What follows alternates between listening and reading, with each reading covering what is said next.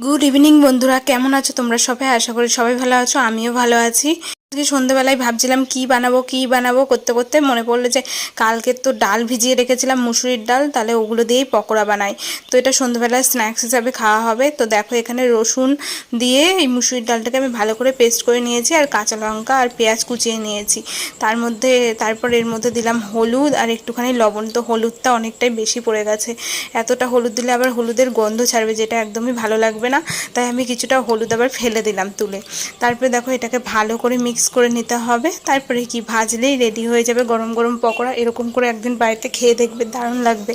আর তারপরে আমি আমাদের ভাজাভুজি করি যেই কড়াইটা, সেটা নিয়ে নিয়েছি।